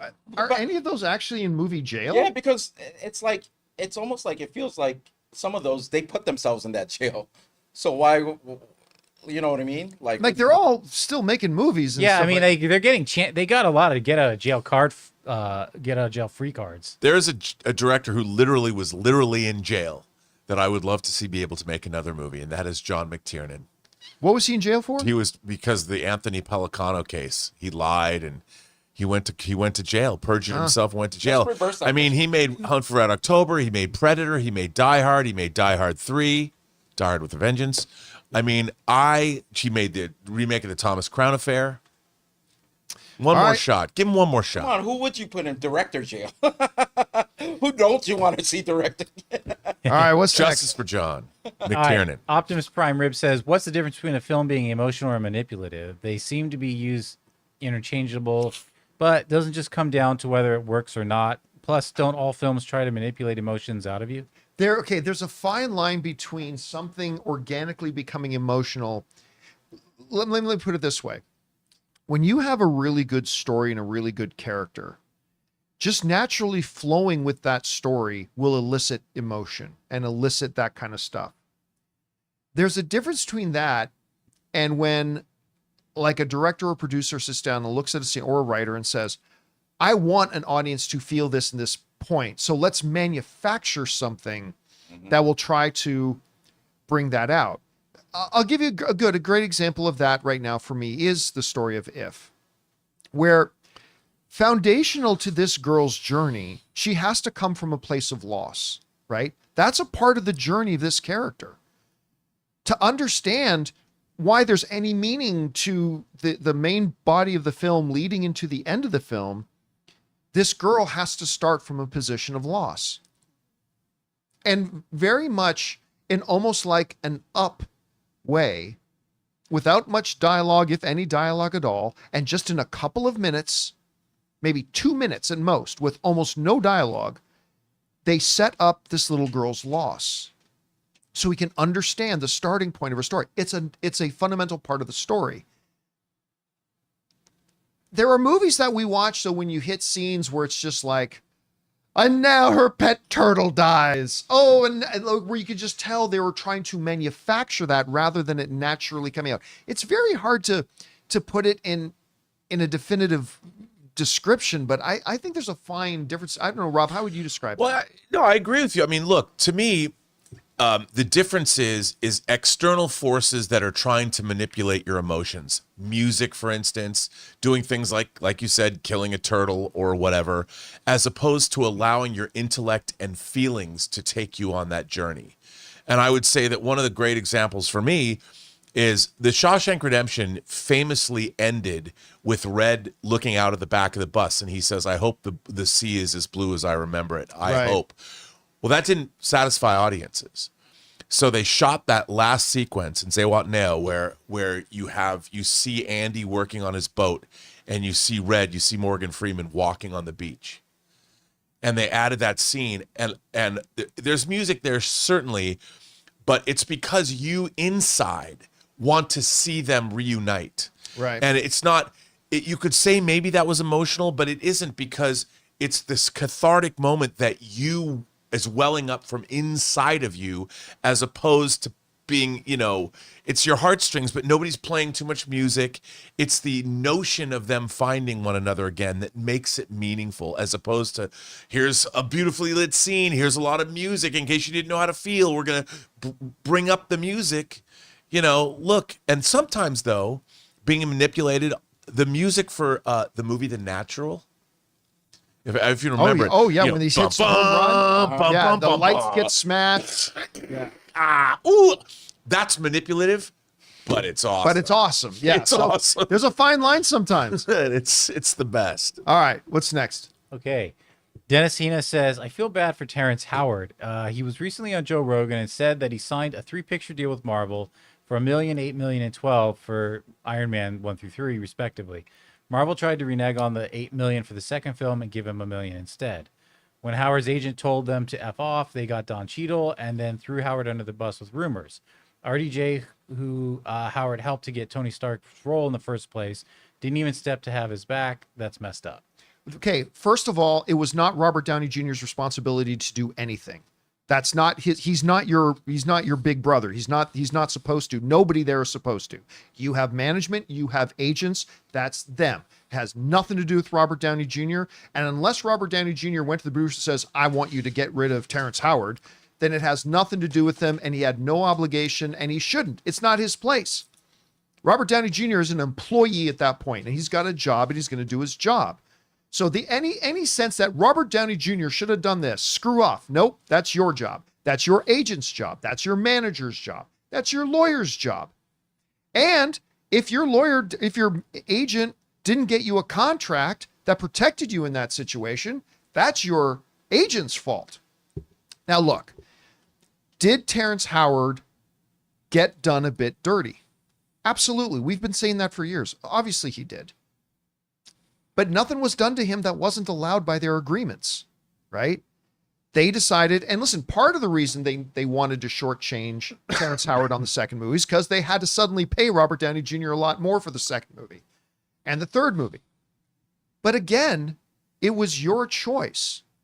You could have chosen to still do the movie for a different rate, or you can choose that that's not worth it to me, so I'm not going to do it, and they can go out and get somebody else who does. But at the end of the day, it was his choice. And I say this as somebody who acknowledges he got done dirty, and that I think he's a tremendous actor. I love Terrence Howard. But it was not Robert Downey Jr.'s job to come and have his back. He has people he pays to do that. And at the end of the day, he still had a choice. He could have done it or not done it. And he made the choice that I don't think he regrets to not do it. So they went out and found somebody who said, yeah, that rate playing that role sounds good to me. That was Don Cheadle. And so he came in and played the role. And it's the business, man. It's simply, listen, there are jobs that would have been offered to me that will pay you this. And I'm like, no, I'm worth triple that. We can't pay triple that. It's like, okay, good luck finding whoever it is you're going to find. And I made the choice. That was my choice. That was his choice. So yeah, it is what it is. All right. What's next? X-Ray Girl says, does the success or failure of The Acolyte and James Mangold movie determine if Lucasfilm decides to do more different era stories? This is the first time in live action canon that we're going far away from the Skywalkers, or will they punk out if it fails? The time era has nothing to do with it. Nothing to do with it. If The Acolyte is great, which I'm dubious that it will be, but I'm hopeful. If The Acolyte is great, it's going to be great because it's great, not because of the time period that it takes place in. If The Acolyte sucks, it's going to suck because it sucks, not because of the time period that it's in. It'll have no implication whatsoever. Says, well, the reason this show doesn't work was because it was in this time period. No, the reason it didn't work was because you didn't develop your characters, you didn't have a good story, there was no suspense, there were no, whatever. All the reasons that would make a bad story. It'll have nothing to do with the time period or the time frame. So yeah, they'll just find something else and it'll be fine. Again, it'll have nothing to do with the time period at all. All right, what's next? We got Anonymous, who says, recent movie I love, The Kid Detective, starring Adam Brody. I think this might be one of the best mystery movies I've ever seen, mainly because the final reveal actually lands and is surprisingly heartbreaking. It's nice. And by the way, that was a good movie. Adrian Brody. Adam Brody. Wasn't it Adam Brody? Adrian Brody? Oh, was it Adam Brody? You know, he said Adam, but I think he meant Adrian. Because that's who it is. It's Adrian. Yeah. No, Adam Brody. I'm sorry. No, it's Adam. God, now we're all getting mixed Adam up Brody. Adam Brody, like Adam OC. Brody. Adam Brody. Yeah. Who I really love. I think he's a great actor. He was in American Fiction. Yes. Just recently. Oh my God, that's right. He was the producer in American Fiction. Which at first you're like really kind of dislike him, but then you're like, oh yeah, she's kind of cool. He's got a lot of on-screen personality. He's able to exude a lot of personality. So good. I like his delivery. He's got a great pitter patter. He's really good. All right, what's next? I loved him on the OC. We got Santiago Davila says, with the final season of Superman and Lois airing later this fall, I have a feeling this will be the last time we see Superman on the small screen for a while, especially with the launch of the new DCU. Never should have been on the small screen in the first place. and this is somebody, I'm saying that as somebody who appreciated a lot of Superman and Lois. But for a long time, Warner Brothers had a rule. Don't put your most valuable commodities in a TV show because that cheapens the brand. For a long time, they held that rule. And then they went against the rule. And they started putting Superman in TV and stuff like that. And honestly, I believe, as quality as Superman and Lois is, which is a really creative, different approach to Superman done before, I really appreciated a lot that they did with that show. But you devalue the character when you do that. You know, the difference between the good china your grandma keeps in the cabinets is because that's the ones they use the least. They only bring it out for special occasions. You start using it every day, it loses its value. I think it should be the last time we see Superman, notwithstanding animation. Animation is different. But I think this should be the last time we see Superman in a TV show for a long time. I don't think we should see Batman, animation aside, in a TV show. I think these are your crown jewels, and I think you should only bring them out for your feature films. I mean, not everybody agrees with me on that, and that's fine. We all have a different approach to that, but I thought the rule they used to have is the rule they should have stuck by. But that's just my thought. All right, what's next? Stubble McShave says, I just watched a few of the 1,000 Sun sci-fi short movies on YouTube. They have high production value and are just 5 to 10 minutes long. The first is called Ice. I recommend to give them a watch. I've not heard of it. Didn't hear those. Yeah, haven't heard about that, but thanks for putting it on the radar. All right, what's next? Stubble's hilarious. All right, we gonna go over to members. CCTV says, if Deadpool 3 absolutely nails the landing, where do you think the Deadpool trilogy ranks in superhero trilogies?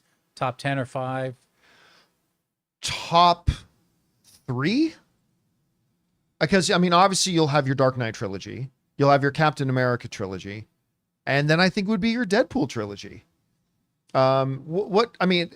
Listen, Thor has Thor 2. So if Thor 2 had been like 30% better with Thor 1 and Thor Ragnarok, it could have been in that conversation. But Thor 2, just no. I mean, Guardians as well. But again, I think Guardians 2 is a bit of a weak link in that chain. Don't get me wrong, I like Guardians 2. I do. I like Guardians 2. It's just, it's in the Sesame Street game of one of these things is not like the others. Like you got Guardians 3, and then you got Guardians 2. Not Guardians 2, but like Guardians 2. So I think that keeps that. Yeah, I'm going to say 3. Am I missing anything, Rob? No, I think you're probably right. I mean, in terms of being successful, I just hope that Deadpool and Wolverine is not Quantum Mania. Oh, yeah, I agree. That's what I hope.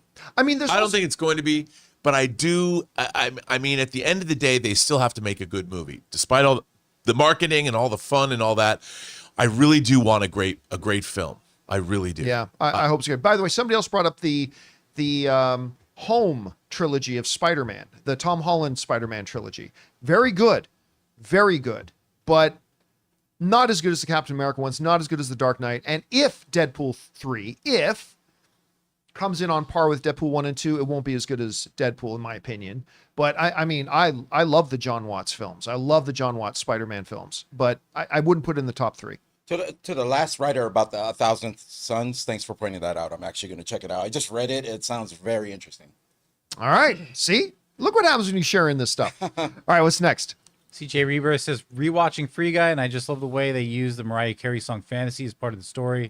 Also still love the chemistry between Ryan and Jodie Comer, plus his cop buddy. Free Guy. Wait, so Ryan, what are we talking about? Or Free Guy. Oh, Free Guy. For some reason, I was thinking Fall Guy. I'm like, Jodie Comer? No, Ryan Gosling is with Emily Blunt. Okay, yes. Oh, God, love Free Guy. I love Free Guy. Who was his cop buddy in that one? The security guard at the bank. I forgot his name. It's not Funches. I forget who plays his best friend in that. Free Guy is such a charming, wonderful, magnificently delightful, quirky movie. Little Ray. Yeah. I love that movie so much, and that movie is the reason why I absolutely believe we are going to see Channing Tatum's Gambit at some point in Deadpool 3. Yes. Absolutely. All right, what's next? Arterial says, with Twisters coming soon, I've been missing the late Bill Paxton. He was incredible. Have you ever seen his film that he directed, The Frailty? Yes. Such a brilliant picture. Yep. My ex-wife did the video box for that. Really? Yeah, at Lionsgate. I'll tell you what, I still think he very quietly, sneakily almost, amassed an amazing filmography when he was live. But I still think my all-time favorite role of his is my all-time favorite action film, True Lies. That True Lies was the movie for me that just made me fall in love with that guy.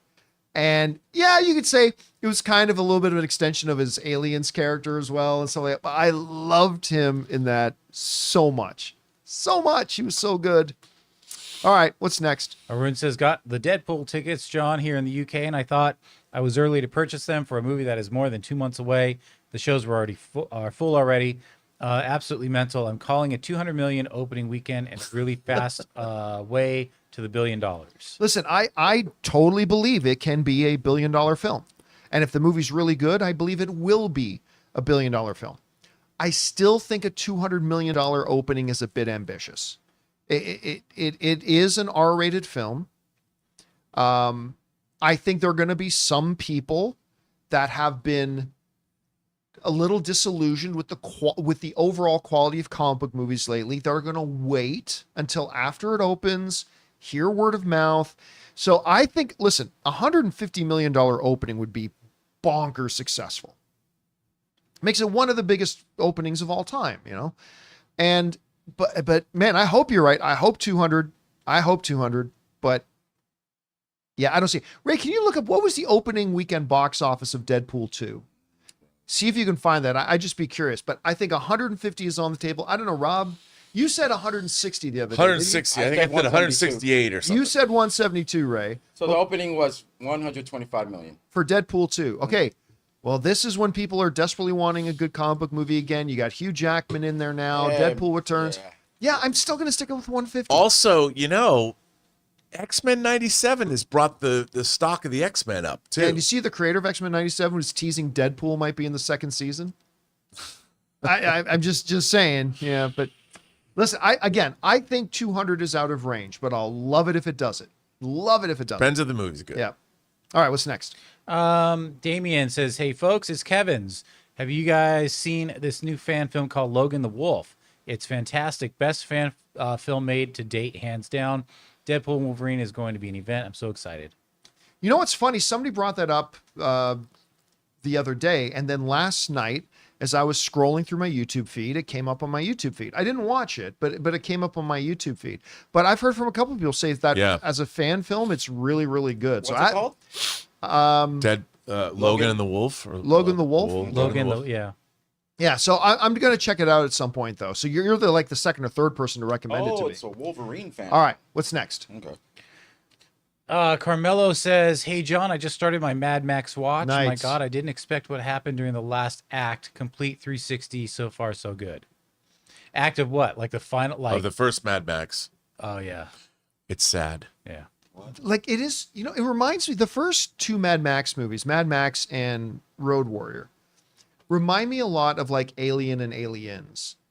And I think we talked about this a little bit, like First Blood and then Rambo. Yeah. Like they're two very different movies. Yes. Right? Like the tone of Mad Max changes a lot by the time you get to Road Warrior and then what it became later on. But you really love that first one. Yeah, because when I saw it, what was interesting was I saw it in the theater. I saw it at the Crossroads Cinema, and I'd seen the TV ads. Now, it to me was a slam bang car crash action cop movie.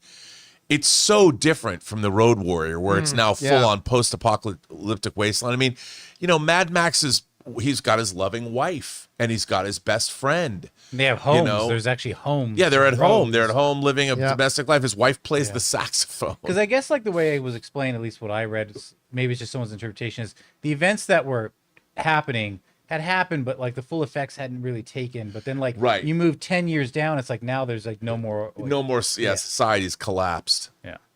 All right, what's next? Woodcut Art says Fall Guy is streaming tomorrow. Was it promoted that it would be streaming soon? Maybe that's why people haven't flocked to the theaters. Deadpool and Wolverine has gotten people to buy advance tickets. No, it wasn't well advertised that it was coming out on VOD starting tomorrow. I don't think it was when it opened. No, I don't think that was the plan. I think it's failure to launch, and which is again, this is kind of the Fall Guy is the new, another Ryan Gosling film, is the new Nice Guys, a really wonderful little film that nobody went to go see. I don't know what people's problem is. The movie is really good. I liked it. I thought a little too long, but other than that, I thought it was a really charming, fun, funny little movie, and nobody wanted to go see it and whatever. And it's another Ryan Gosling movie, which is oddly enough. So I guess they decided to fast track it and put it out. But this What these studios are going to have to understand, when the pandemic hit and streaming really took off, studios fell under the spell that they thought, oh, streaming, everything's going to be, that streaming's the future. What happened over the next couple of years, they realized, oh, we can't do streaming without theatrical is dead. Like we can't do that. So they started to realize that. But these hyper shortened release windows is only going to further hurt the theatrical side of things. And the more you hurt the theatrical side of things, the more you're hurting your own movie's futures. It's all connected. And the studios with these hyper shortened windows are killing their own business. Because, okay, you know what? Fall Guy didn't do all that well.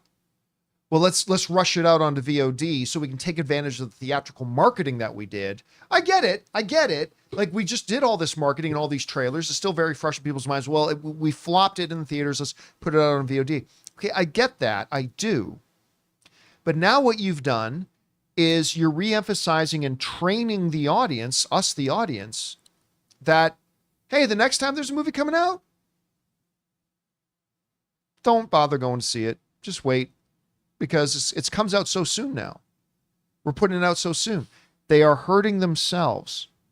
And if anything kills the theatrical movie experience, it's going to be the studios and the theaters themselves that kill it.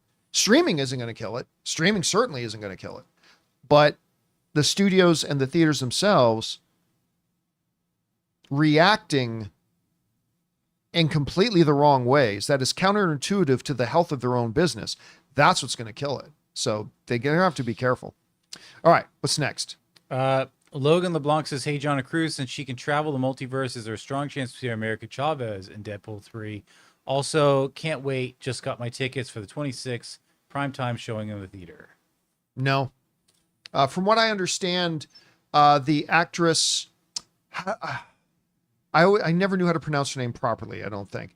But the actress who played America Chavez in Doctor Strange 2, from what I understand, there's no plans right now for her to come back. So, listen, you don't need a character that can travel dimensions. You don't need an excuse to drop any character you want in there, right? They can just come up with any excuse they want. Oh, it was a rip in the whatever timeline in her time. Yeah. They don't need a reason or excuse. So, no, I doubt it. Plus, wasn't a very popular character. Which is too bad because I liked her a lot in Doctor Strange 2. But for a lot of people, didn't go over well with a lot of people for some reason. All right, what's next? Alan says, happy Tuesday, Camping Crew. Any interest in the new Happy Gilmore movie coming out? All right, that's a very good question. Here's the thing. I should be, because I love Happy Gilmore. Adam Sandler's comedies now suck. And I say this as a lifelong Adam Sandler fan. I am far more interested today in Adam Sandler's drama. He is such a good dramatic actor. He's so good that when he's in a drama now, it instantly gets my attention. But his straight to Netflix comedy stuff has been terrible.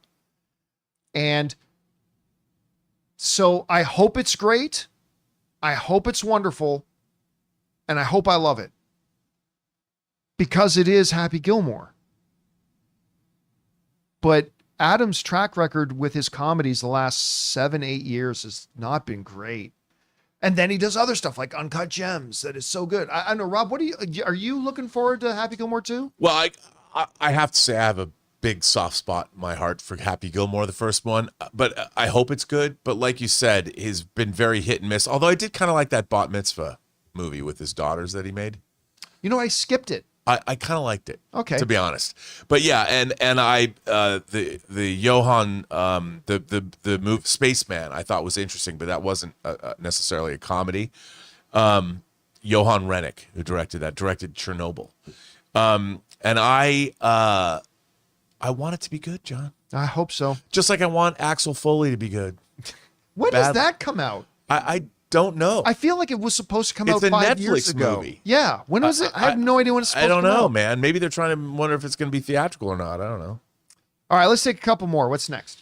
Dark Smirk says, greetings. If you could have been cast in any movie in history, go back in time and then return. July 3rd. Sorry. Oh, Axel Foley. That's when Axel Foley comes out. Oh, If you could have been cast in any movie in history, go back in time and then return, which would you choose? Caligula. No, I'm just kidding, but Well, I think he asked the same. I did an Ask Me Anything in the community tab last night for about an hour. I think he asked me the same question. I'm not an actor, so none. I have no desire to be an actor. I've never wished I could be cast in any movie ever. So for me, it's none. Rob, what about you? yeah. I mean, as an actor to be in a movie, I don't want to be an actor, but if I could go back and hang out on set on a movie that was being made, probably a movie like All About Eve, just because of all those actors. I love that movie so much. Guess Who's Coming to Dinner? To watch. Yeah, just watch All About Yeah. Eve get made with Betty Davis and, All right, what's next? Dan Baxter.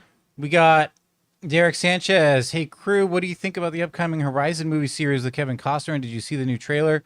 I didn't know that How to Train Your Dragon live action movie finished filming. Did you guys know? Thanks. Well, let's pick the first question. Yeah. Which, listen, Kevin Costner came to CinemaCon this year, came out on stage, received like a Lifetime Achievement Award, and talked very at length and very passionately about, his Horizon movies, plural, and how he's excited for them. He's passionate about it. And I'm not going to be honest. I don't think the Horizon trailers have been good. I'm going to be honest with you. I don't think they've been good. But I love Kevin Costner. And Kevin Costner many times, not every time, but many times in his career has delivered. And he's clearly he says he's been trying to get this movie made for like 20 years. He's been trying to get this done. And so I'm looking forward to it, especially coming out of Yellowstone. Like I'm looking forward to it. But even his Westerns is a little hit and miss. Your Dances with Wolves is one of the greatest films of all time. Open Range is great, though. I like Open Range very much. Yeah. The And Postman- Silverado. The Postman. I love The Postman. Oh, Love it. Really?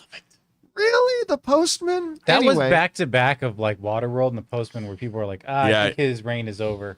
Yeah, that was too bad. Waterworld is one of those movies. We're going to defend Waterworld. Okay, I'm not going to defend it, but when you actually look at the conceit of Waterworld and you read the script, there is the makings for like a touchstone kind of film that The movie's becomes aged pretty well. it had the potential. You could see why they made that film, right? Because it could have been incredible, and it wasn't, but it could have been. It's a cool It stunt. could have been. It's a cool stunt show at Universal. Yeah, did they close it down, by the way? I don't know. I don't know. But heard the they were- 4K of Waterworld's good. And the Is- Ulysses cut. Originally, that Ulysses. was I love that kind The of long deep cut. cut in Fall Guy.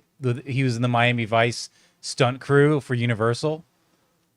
Because that was like the whole thing yeah. in Fall Guy, Oh, and he that's had the right, Miami Vice, yeah. and they even had like that That's wind right. up music after a stunt's done.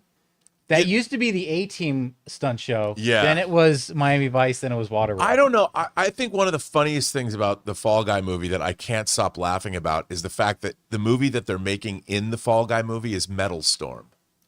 And I mean, I saw Metal Storm in the theater. Metal Storm, the destruction of Jared Sin in 3D. And when I interviewed the costume designer on this channel, she talked about going back and watching the original Metal Storm to get inspiration for the costumes for the movie in the movie. By the way, the cameo at the end of Fall Guy for Metal Storm is great. It's like pitch perfect. All right, guys, and that'll do it for today's installment of the John Campea Show podcast. Thank you so much for being here, making this little show part of your day. Big special thank you to all you guys who sent in those questions. Number one, because you gave us great fun things to talk about. But number two, you supported this channel as you did it. And all of us involved with the show, thank you guys so very much for your support. Hey guys, don't forget to come on back and join us again tomorrow. Hey, since you're here, take a second, click like on the video. Even if you like, as long as you enjoyed the discussion, you don't have to agree with us, but if you enjoyed the show, enjoyed the discussion, do us a favor, click the like button, subscribe to the channel while you're at. Hey, maybe consider becoming one of our channel members. I want to thank the people in the room with me, Ray Ora, Honk honk. Jonathan Voico, See ya. writer, director, producer, Robert Meyer Burnett. Woo, goodbye. My name's John Campea, and until next time, my friends, bye-bye. Robert Meyer Burnett. Oh, God. Burnett. Oh my God. Robert Meyer Purr net. Oh, dude.